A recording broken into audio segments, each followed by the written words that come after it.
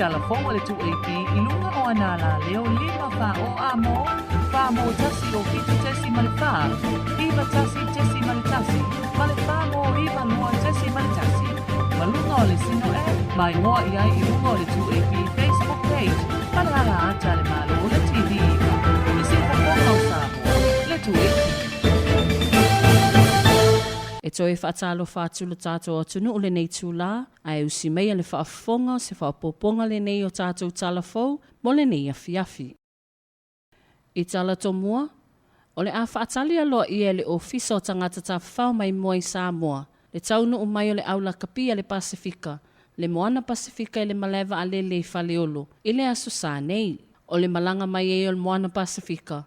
Mo lana taalonga whaavao mālo ma le awa le red, e whaatino I le vaiaso fou. Pei ona whaeloa e le sui o le ofisa o tangata ta whao mai moa mai Samoa, ia tai ma le langi tutu I la wharau. Le afiafi la sā nei, le tāl walu po le afal walu le afiafi, e taunu'u mai ele au lea mai Niu Sila, le Moana Pasefika. O le ele pulenga o tangata ta whao mai moa mai o le malaiwa lele le afiafi la sā, e whaatali alo ia le tātou. Au, tulanga fo ile le ia alo ia le taunu'u mai le tātou. Au, wai mo I lava o le awal tātou atunu, o le awa Samoa le Moana Pasefika, o po le awal Pasefika.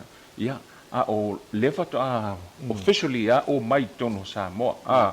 So e alo ia e tātou, e alala le tātou whaatalinga alo ia le whaatino le asa nei. Tai malilangi te tui la wharau, sui o le ofisa tangata ta whao mai moa mai Samoa. O le asonga fua, o le a whaiei le awa o le whailoa inga I le whale Samoa le ofisa o turisi. O le aso lulu o le a whaiei le savali tele ia pia, e amata mai le ofisa autu o le matanga luenga o leo ma le ofisa o le Pulega o Tineimu. Anga I atu I le whale o le malo I le ele fou. O le aso TOFI le vaiaso fou. E taunu'u mai ele a o le red, a o lumana I ele lata alonga ma le Moana Pasefika I le aso wharaile. E whaiei le malaita alo whaavao malo o le apia pāk. O amata whaasoa nisi o vaenga o le poloketi le itumalo Vaimauga Numera wha. Mai lana tupe amata mo poloketi e wha se lau 5 afe tālā. E iwa fio anga le itumalo. Ma o ainga sa talo sanga mo mea whainga luenga.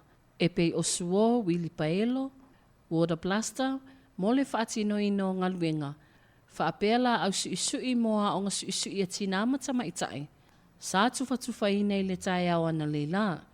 Na whaafetai e lele I whaipule o le itumalo. O ia whae o le minista o le matanga luenga o leo whale pui ma leo la toe fuata ina. Ia whaualo Harry Schuster. Ona ole ona sai au whaanga solo fofuanga le malo. Na ia tā ua whoi o le tā ua o nei poloketi. E le ngata o le amanui ai a ingata itasi. Whapea fio anga e iwa o le itumalo ma o na tangata. Ai meise le maua o isi anga wa a faaopopo. E pe o le sui mo tamaitai. E iai nisi o talo sanga, o le ama whai o na maua, pe a maua le isi vaenga o le se leni o lo utotoe o lo whaatali. E tā wale manino o whaamatalanga e tu ina atu le ofisa o Tineimu, mō wala au I whaalavelave tutupu whaafuasei, e whaingofi ei o na whaatino ngā luenga le ofisa. O se whaafita uli o lo ofea ngai ma le ofisa, le tele o whaamatalanga le sa o e tu ina atu I vaenga tono o lo utula I mai ei le whaalavelave. Pei ona whaeloa le ofisa sinia o le Pulega o Tineimu. Ia afoa, ia kopo le sui. Ia e pio tulanga na e pio o le atau mwhaile ofisa o Tineimu. Ia voi tulanga ni o wala auto whaase. Ono tulanga fuile o le sefe mai o le aseta le ofisa. Ono tulanga fuile o laua nga ita avale I o le wala auto whaase. Ai sau se wala au mo I lava I mana o mia I le feso'otaiga. Ia ona whainga tala, ia le afa pesa. Se wala auto whaase, ia whaateta inga po sau mai I tua se no I le tua ana.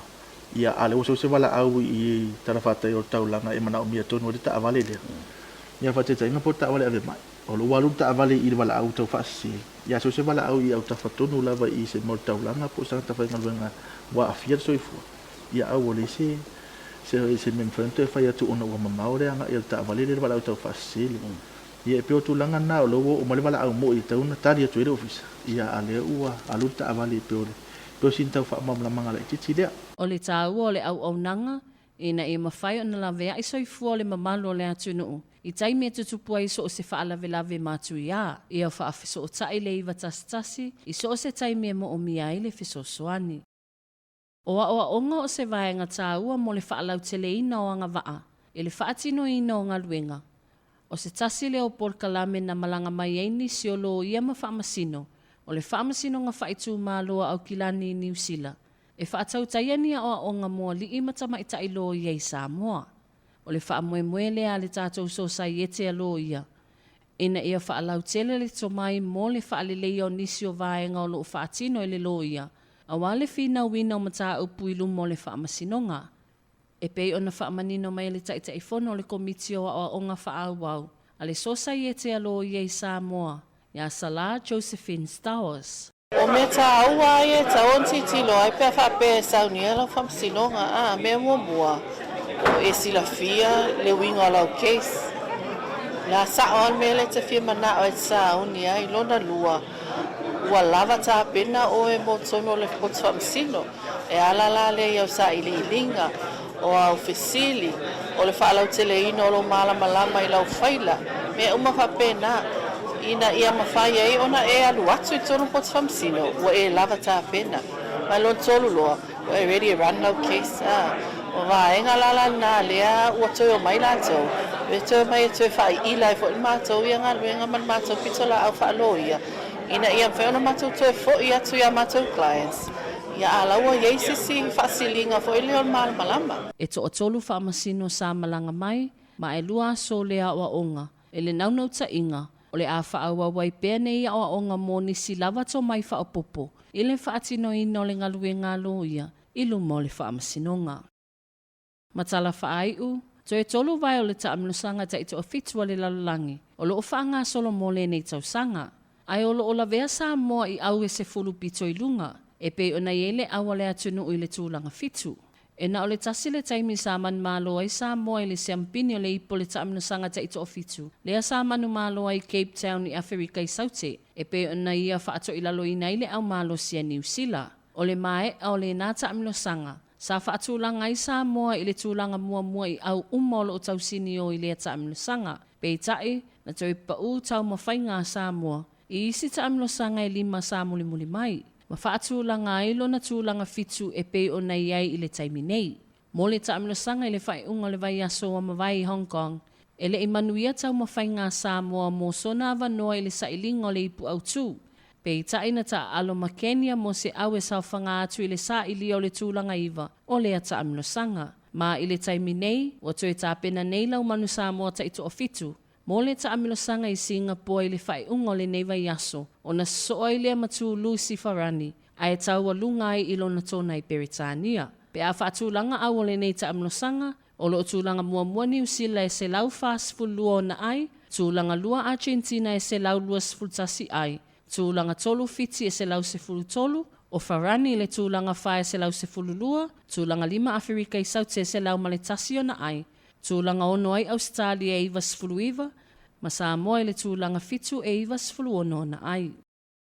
O se faaopoponga le nao tātou TALAFOU mo le nei AFIAFI, manu ia tele tā penanga o le whaamanatuina o le maliuma le toe tūman malo lo tātou ali i whaaola, manu ia foifuafuanga o tutoi o le nei AFIAFI, whaasoifua ia. Whaafofonga i TALAFOU o le tuaipi i lunga o anala leo 5 wha o amo, wha mo tasi o fitu tesi male wha, iwa tasi tesi male tasi, male wha mo iwa noa tesi male tasi, malunga o le sino e, mai ngoa iai i lunga o le tuaipi Facebook page,